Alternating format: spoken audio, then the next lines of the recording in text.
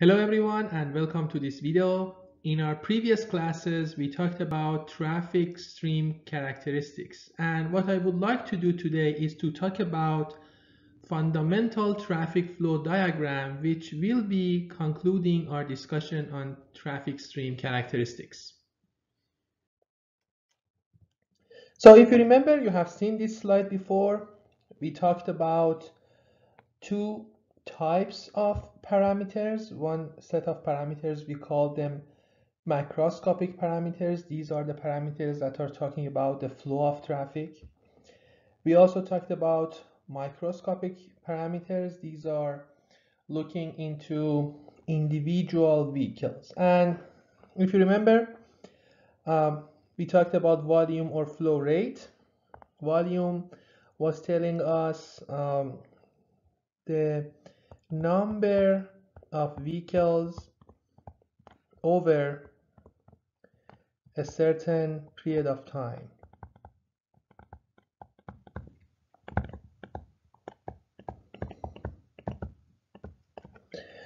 So when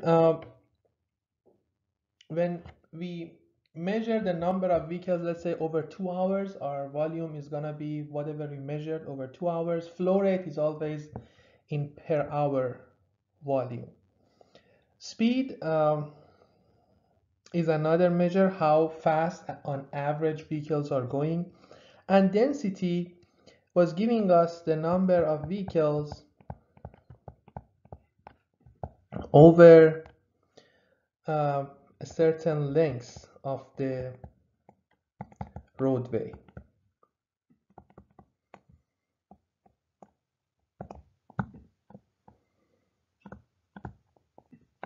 And as far as microscopic parameters, we talked about headway, the time difference between vehicles passing a certain point, spacing, how far vehicles are spaced out. Every two vehicles are going to give us one spacing.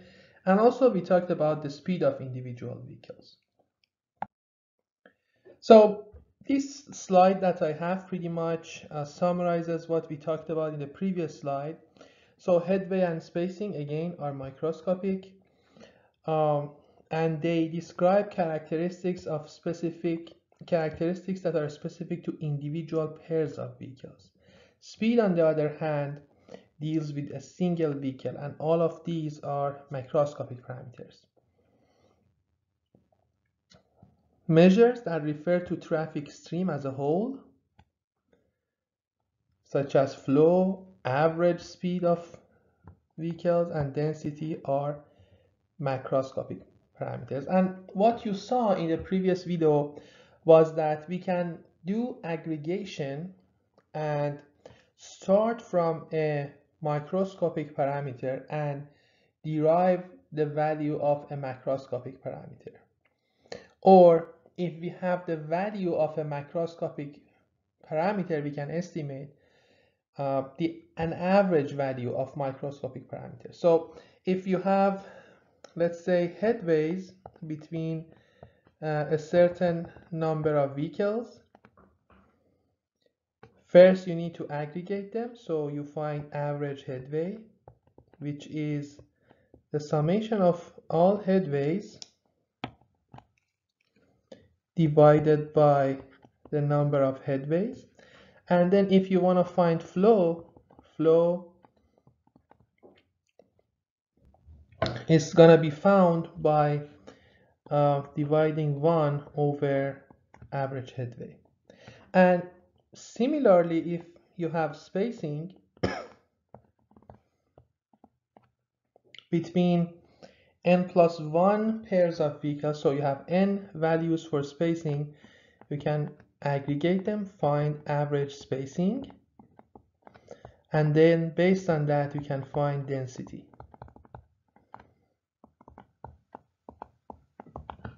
I need to write this a little bit better. 1 over S bar. Okay, now what I want to do today is that I want to talk about the relationship that we have between flow, between density, and speed.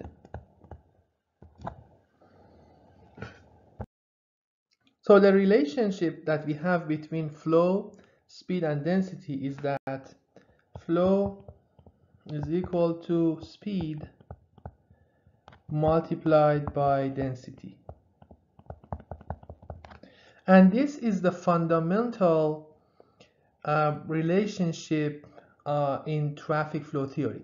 And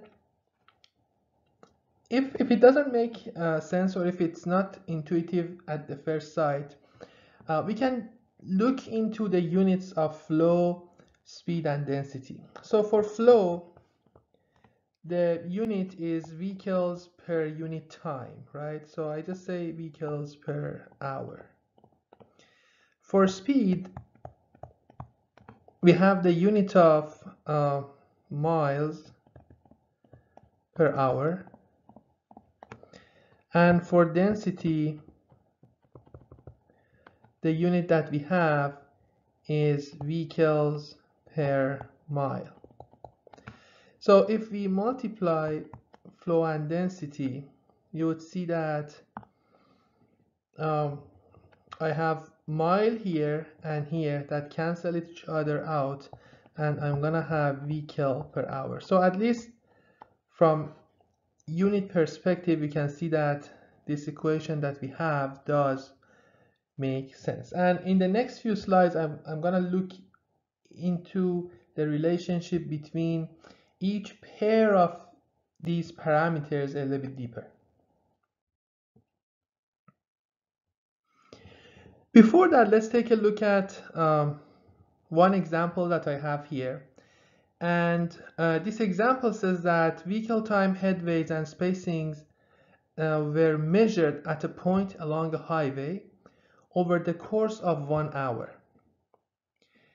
The average headway was 2.5 seconds per vehicle, and average spacing was 200 feet per vehicle. So what is the average speed? What I would like for you to do here is to pause the video for a few minutes, go through this example, try to solve it, and then we're gonna go through the solution here. Okay, let's see how we can solve the problem here. So the solution that we have in front of us is that we have headway. So based on headway, we can find flow.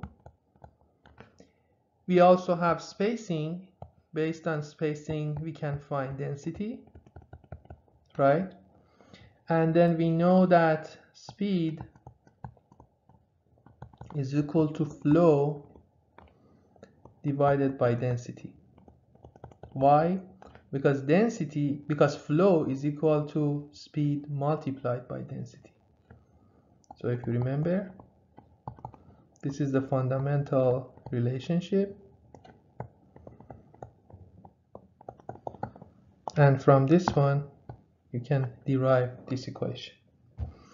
So let's do that and find the value of average speed. And what becomes tricky here is to work with the right units for each of these parameters.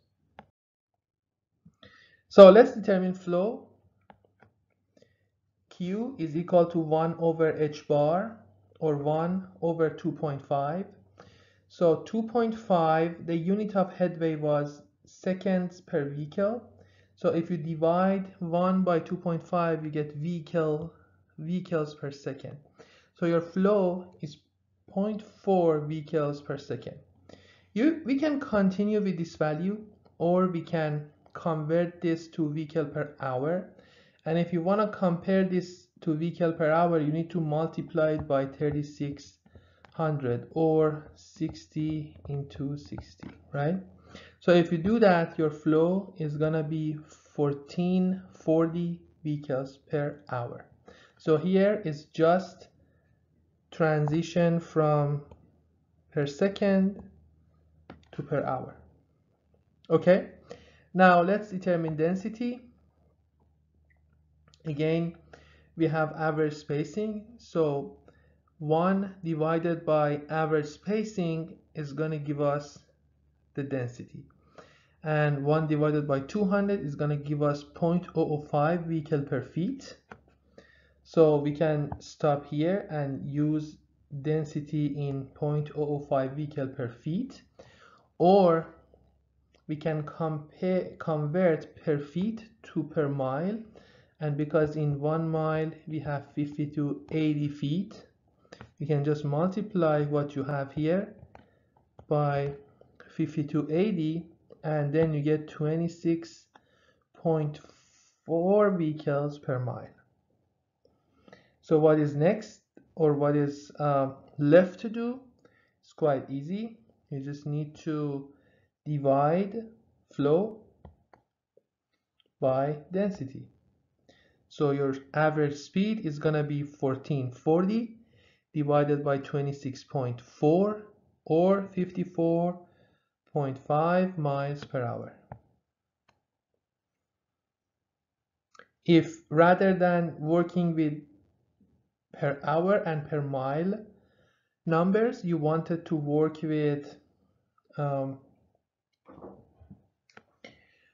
per feet and per second numbers, you just needed to divide 0.4 by 0.005, which would give you 80 feet per second. So either answer is acceptable here. So a quicker way of handling this question is to think about the unit of speed, which is length divided by time. And you would see that spacing has a unit of length, headway has a unit of time.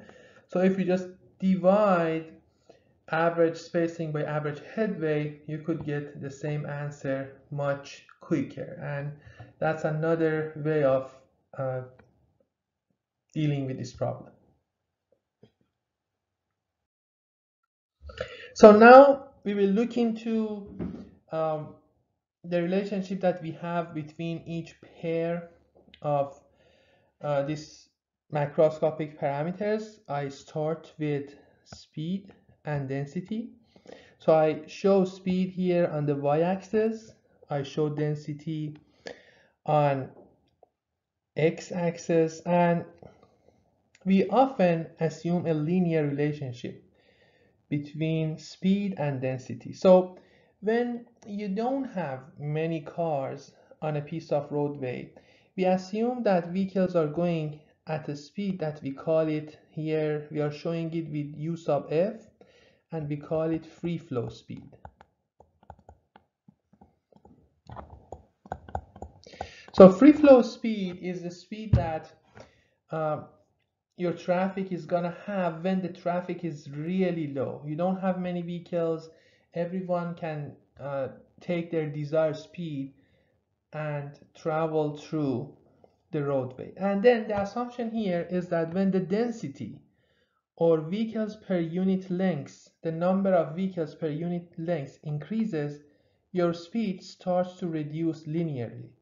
And when the density vehicle per unit length is really high and get to the value of kj, you are going to have a stop and go condition, and you have a breakdown, and your average speed at that point is going to be 0. And we call kj jam density.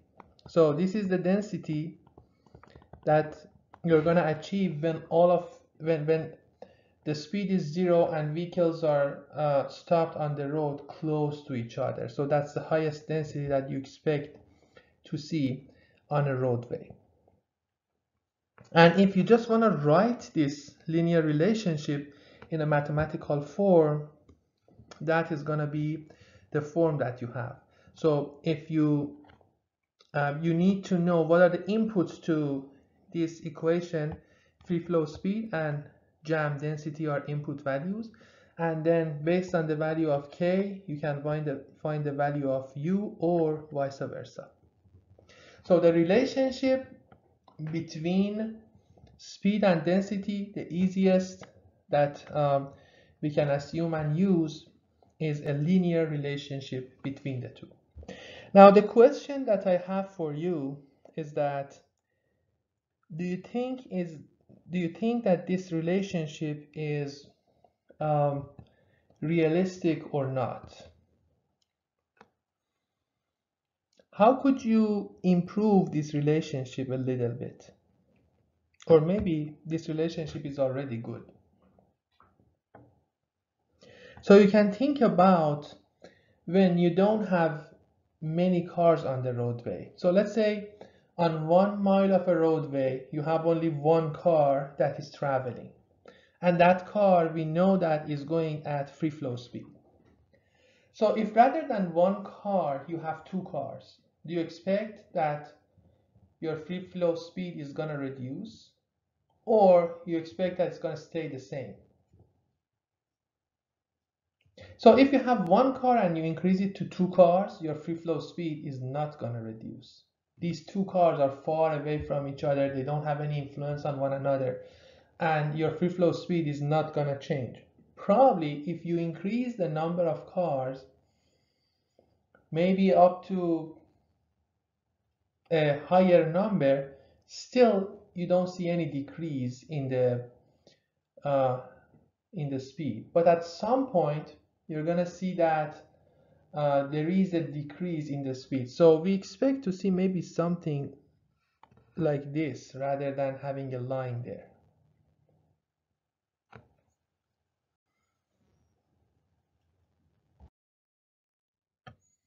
So if we assume a linear relationship between flow and density, between speed and density, we are going to have a quadratic relationship between flow and density. How do we get this relationship? In the previous relationship, we are going to replace speed by flow over density. And then we are going to have this relationship. So here we show density on the x-axis, we show flow on the y-axis, and we know that when density is 0, the flow is also 0. So if you don't have any vehicle per length, you're not going to have any vehicle per time. So when the number of vehicles per length is going to increase, the number of vehicles that you're going to see per time also is going to increase.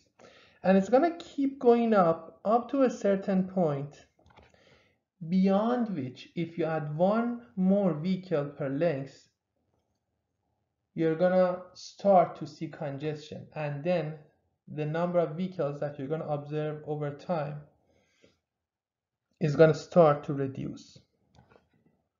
So this point here is a very critical point, and the value of flow that you see here is the capacity of your roadway. So the capacity of your roadway is the flow that you observe at this point.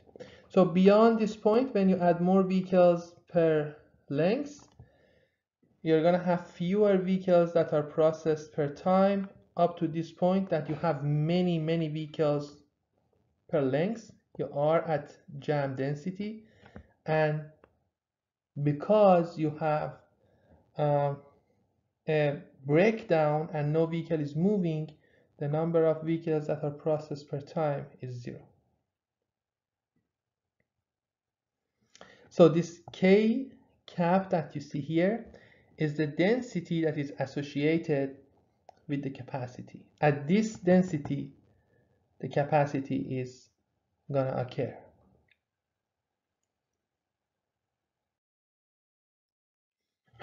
So we also can derive the relationship between speed and flow. And here we can replace density by flow over speed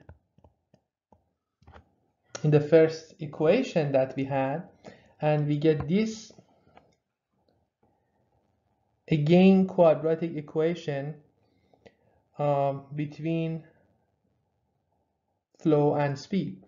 And here, rather than having flow on the y-axis and speed on the x-axis, so that you see a perfect parabola, we put q on the x-axis and speed on the y-axis. And what happens here is that when you have only a few vehicles on the roadway, very similar to density, they're going to travel at the free flow speed, or UF here, okay?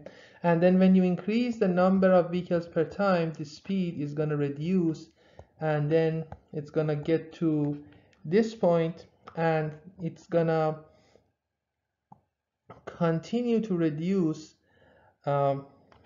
eventually. And at this point, you're going to have your highest flow, which is the capacity.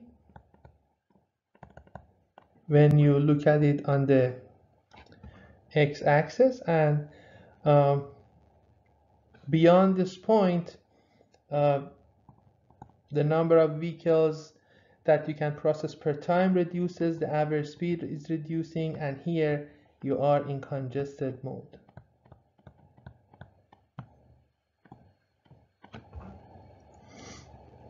So again, I can ask you, do you think this graph is realistic or not?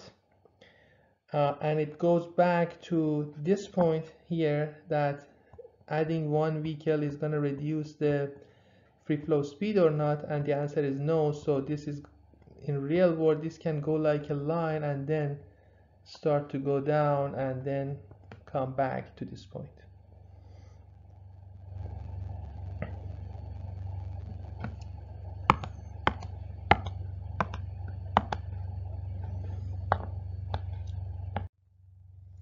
Okay, on this figure you see all those three graphs together, and this figure I like it because it shows you the relationship between capacity and jam density and different things. Here we are looking at flow and density. So here flow, density. Here we are looking at speed and density. And here we are looking at speed and flow. And you can see that if we start from this linear relationship between speed and density, we are going to get this parabolic relationship between flow and density, and this other parabolic relationship between speed and flow. So you see K jam here, you go all the way up here, same value. We have the capacity here, and if you want to know what is going to be your speed at capacity, you can just go down here and find out what the value is, and so on.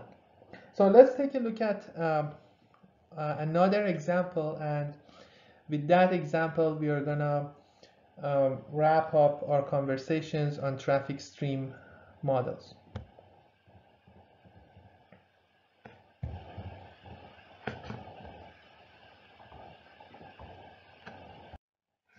Okay, here is our example. The input to the example is that we have a traffic flow relationship that is defined by Q equal to KV. Q here is flow, K is density, V is speed. Even if this is not given to you, the assumption is that you know it, and this always holds.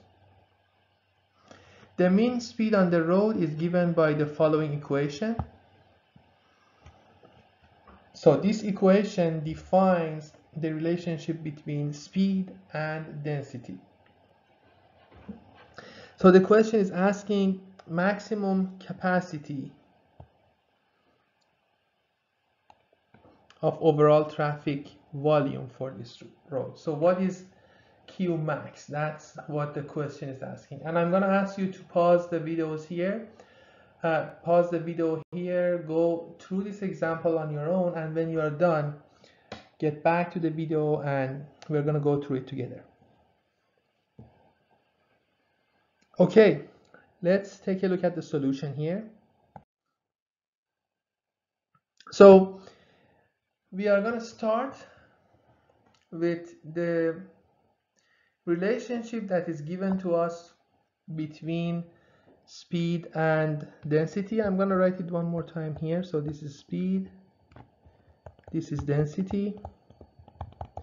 And what I would like to do here is to get rid of speed and get a relationship between flow and density. So to do that, I'm going to use this fundamental relationship, and I'm going to, based on this, I know that V is equal to Q over K, and I'm going to replace V with Q over K. So I'm going to have Q over K equal to 60 minus 0.2 K, and I'm going to find a relationship between Q and K.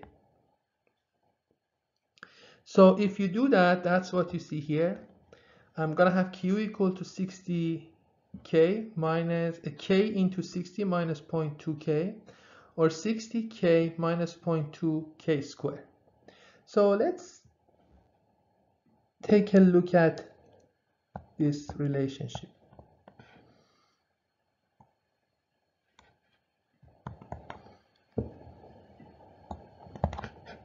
So this relationship is giving us this line here, and the question is asking for maximum Q, or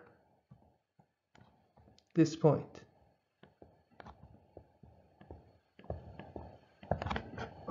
So how do we find this point?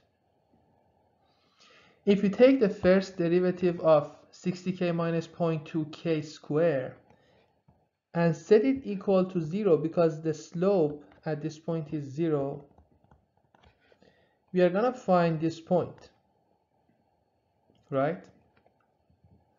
And then we can plug that point into this equation, and if you do so, you're going to find the maximum Q. So that's what I'm going to do. I'm going to take the first derivative of the equation, set it equal to 0, find the value of K, and then plug it back into the equation. So let's do that. The first derivative of the equation with respect to K is going to be 60 minus 0.4K. I'm going to set that equal to 0. That will give me a value of 150 for K. So if you just report this value, you haven't found the maximum flow or volume. You have found the density that results in maximum flow. So what you need to do is to put this value into this equation, and that would give us the maximum flow rate. So let's do that. So 60 into 150 minus 0.2 into 150 squared, that is going to give us a value of 4,500 vehicles per hour. All right, this example concludes our discussion about traffic flow characteristics or traffic flow theory. And from the next class, I will start talking about vehicle arrival distribution and distribution among vehicles, headways, and queuing theory. Have a good one.